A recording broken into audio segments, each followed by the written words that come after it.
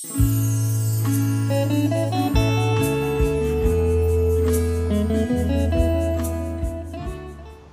semana, hermanos, vamos a continuar reflexionando acerca de cómo enfrentar una sociedad que no es tal cual nosotros desearíamos, ¿no? Que vive opuesta a los designios de Dios, ¿no? Y cómo cumplir nuestra tarea, seguir sirviendo a Dios.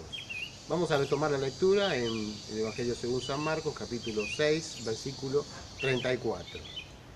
Y salió Jesús y vio una gran multitud y tuvo compasión de ellos porque eran como ovejas que no tenían pastor. Y comenzó a enseñarles muchas cosas. Cuando ya era muy avanzada la hora, sus discípulos se acercaron a él diciendo: el lugar es desierto y la hora ya muy avanzada. Despídelos para que vayan a los campos y aldeas de alrededor y compren pan, pues no tienen que comer. Respondiendo él les dijo: dales vosotros de comer. Ellos le dijeron: que vayamos y compremos pan por 200 denarios y les demos de comer.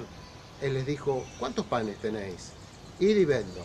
Y al saberlo dijeron: 5 panes y 2 peces. Hasta aquí en la lectura de la palabra de Dios. Veíamos la semana pasada que las circunstancias no eran las planeadas, las ideales ni para Jesús ni los discípulos. Estaban agotados luego de recorrer aldeas, testificando y realizando prodigios. Se juntaron nuevamente los discípulos con Jesús y nuevamente estaban agobiados por la multitud que iba y venía y no los dejaba siquiera comer. Así que era una situación muy agotadora. Trataron de ir al otro lado de la orilla del mar de Galilea para estar tranquilos, pero también se encontraron con una multitud enorme.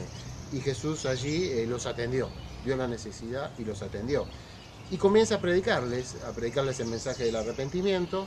Y transcurre el día, las horas de la mañana, pasa el mediodía, avanza la tarde y los discípulos comienzan a preocuparse. Un nuevo problema, ¿no? Que se suma a todos los anteriores del agotamiento y la exigencia de tratarlo con tanta gente. El día está avanzado y por lo tanto los discípulos ven las necesidades físicas, materiales, de alimentación que va a tener la multitud. Y le sugieren a Jesús que bueno, ya vaya cerrando y los despida. Y la gente se procure el alimento por su propia cuenta. Allí Jesús se detiene y les pide a ellos que resuelvan la situación. ¿Qué pueden aportar ustedes? A ver, ¿cómo pueden alimentar a la multitud? Los desafía Jesús. La respuesta de los discípulos es la que daría a usted y daría yo, ¿no? La sensata, es decir, 5.000 hombres no podemos alimentarlos, no tenemos forma, ¿no?, en que proveerles alimento. Es la verdad lo que están contestando los discípulos. Y los discípulos añaden que la única solución es que se las arreglen por su cuenta, que vayan a las aldeas próximas cada uno y procure su alimento. Pero Jesús ese día quiere darles una lección a los discípulos, ¿no? Quiere enseñarles algo y que les quede grabado en sus corazones. Y es que cuando uno ve la necesidad, tiene que aportar algo, tiene que hacer algo por el necesitado, ¿no? No podemos excusarnos, no podemos decir que se las arreglen. Uno tiene que hacer, por más que sea muy poco, tiene que hacer algo por la persona que tiene una necesidad. Recordemos lo que hablábamos antes de las circunstancias que nos están rodeando, ¿no? Hoy en día. Y las circunstancias son difíciles. La pandemia, el temor a la enfermedad, la disrupción en las relaciones sociales, la caída moral, ética de las familias, de las autoridades, los problemas personales que nosotros tenemos, familiares, hacen un combo monstruoso y que nos apremia, que nos angustia, ¿no? Y frente a esos problemas que estamos viviendo, que nos sentimos agobiados, a veces cometemos 2 errores, damos 2 respuestas equivocadas, exactamente, ¿no?, que quiero desarrollar hoy en esta breve reflexión. La primera es decir yo, Claudio, o ponga usted su nombre, yo frente a esta sociedad, estas circunstancias, no puedo hacer nada. La sociedad decididamente se ha apartado de Dios, se ha alejado de Dios, va en contra de Dios, no quiere escuchar a Dios, que se las arregle, que sufran las consecuencias, que tengan los frutos del camino que están siguiendo negativos y allí veremos si podemos hacer algo. Pero yo no puedo hacer nada, están en contra de Dios decididamente, se las tendrán que arreglar. Y nos cruzamos de brazos y no hacemos nada. La segunda salida La primera fue la que tomaron los discípulos, ¿no? Que vayan y se las arreglen, porque no podemos hacer nada. La segunda salida es la salida que yo llamaría la salida mística, la solución mágica, que no está tratada acá en este caso, pero sí en otros episodios, otros hechos de la palabra de Dios, ¿no? Es decir, las circunstancias son adversas, levantamos la vista a los cielos y esperamos que Dios obre, que produzca algún gran milagro, que intervenga. Yo no puedo hacer nada. Dios tendrá que producir un milagro, un cataclismo, algo que rompa con la historia, con la sociedad, con lo que está sucediendo, y Dios lo resolverá. Yo confío en el obrar de Dios y Dios obrará. Y nos sentamos, nos cruzamos de brazos y no hacemos absolutamente nada. Eso le sucedió a Moisés. Moisés, cuando sacó al pueblo de Israel de Egipto después de las plagas, finalmente Faraón cedió, lo lleva y lo coloca allí cerca de la orilla del Mar Rojo, y allí tienen el desafío del Mar Rojo de un lado, que no es un pequeño río, sino que es ancho. Del otro han escapado de Egipto. De pronto los egipcios y Faraón se arrepienten y sacan lo mejor de los carros y la caballería y el ejército, y empiezan a perseguir al pueblo judío, al pueblo de Israel. Y los israelitas empiezan a ver que está el Mar Rojo de un lado y del otro está el poderoso ejército de los egipcios, que vienen a atacarlos. Los israelitas rápidamente se arrepienten, dicen que para qué estamos aquí, por qué nos sacaste, vamos a morir, hubiera sido mejor seguir siendo esclavos. Se empiezan a quejar con Moisés. Moisés trata de transmitir calma, confianza en Dios.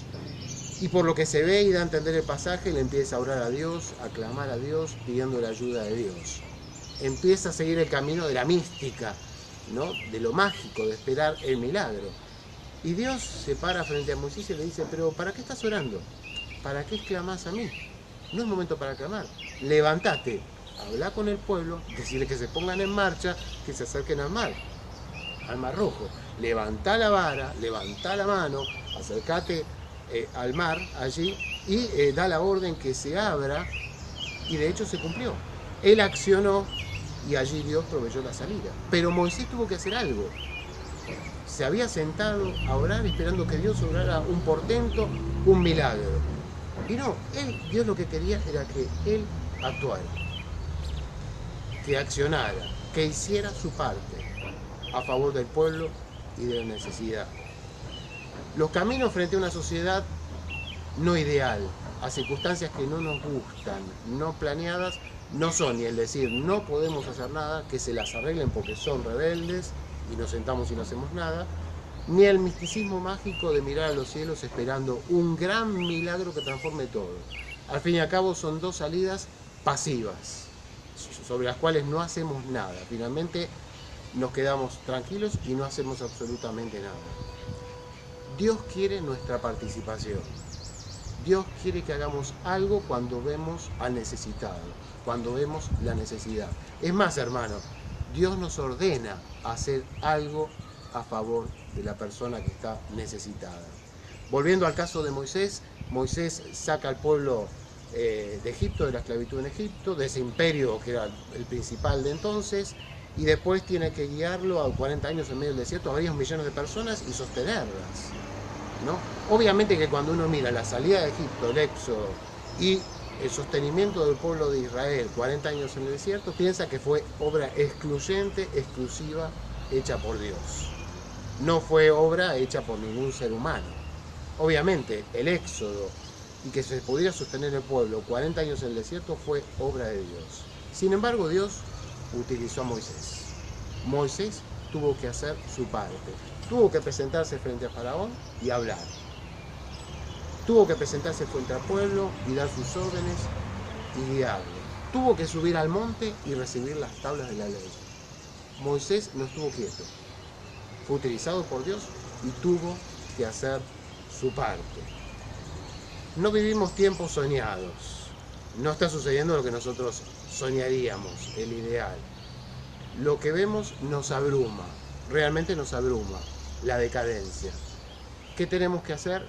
Colocar en las manos de Dios los 5 panes y los 2 peces. Lo poco que tengamos hay que colocarlo en las manos de Dios y Él, conforme a su voluntad, lo va a multiplicar y va a obrar. ¿Con qué herramientas contamos, hermanos? ¿Qué podemos hacer? frente a esta sociedad tan pesada que nos abruma y nos agobia. Les voy a dar una pequeña ayuda. Vamos a leer al apóstol Pedro, 1 Pedro 2:12.